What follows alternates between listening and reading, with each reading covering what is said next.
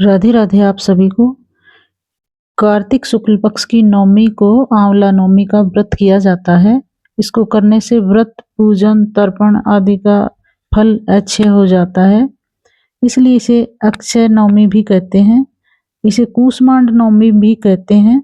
इस दिन काशी फल, कद्दू में गुप्त दान, सोना चांदी रुपया पैसा रखकर, गंध फूल अक्षत से पूजा कर, गोधृत फल अन्न दक्षिणा के साथ योग्य ब्राह्मण को दान देने से विशेष फल मिलता है। गाय, पृथ्वी, स्वर्ण तथा वस्त्र, आभूषण, आंवला आदि का दान करने से ब्रह्म हत्या जैसे पाप का भी विनाश हो जाता है। इस दिन स्नान आदि करके पूर्व की ओर मुख करके आंवले के वृक्ष की विधि विधान से पूजन करते हैं।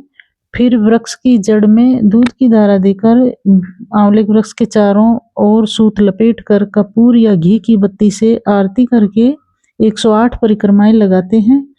यदि कोई 108 परिक्रमाएं लगाने में असमर्थ हो तो 8 परिक्रमाएं भी लगा सकते हैं।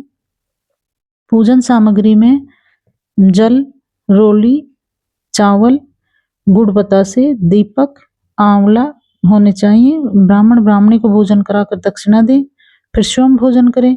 इस दिन भोजन में आंवला अवश्य होना चाहिए। इस विधि के बाद ये आंवला नवमी की कहानी इस प्रकार सुननी चाहिए। एक आंवला राजा था जो रोज 1 मन सोने के आंवले दान करता था और बाद में खाना खाता था। एक दिन उसके बेटों की बहुओं ने सोचा कि रोज इतने आंवले का दान करेंगे तो सारा धन खत्म हो जाएगा, इसलिए इनका दान बंद कर देना चाहिए। फिर पुत्र आया और राजा से बोला कि आप तो सारा धन लुटा देंगे, इसलिए आप आंवले का दान करना बंद कर दो। तब राजा और रानी उजाड़ में जाकर बैठ गए।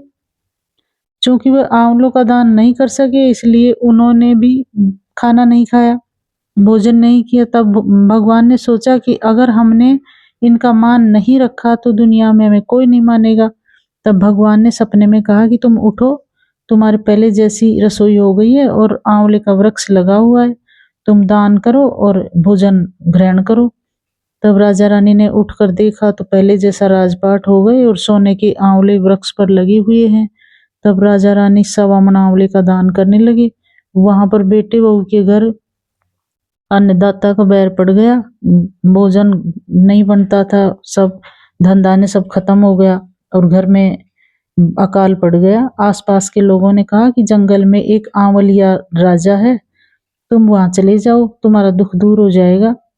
वो दोनों वहां पहुंच गए। वहां पर रानी अपने बेटे और बहू को देखकर पहचान गई और अपने पति से बोली कि इन दोनों से काम तो कम कराएंगे और मजदूरी ज्यादा देंगे। एक दिन रानी ने अपनी बहू को बुलाकर कहा कि मुझे सिर सहित नुला दो।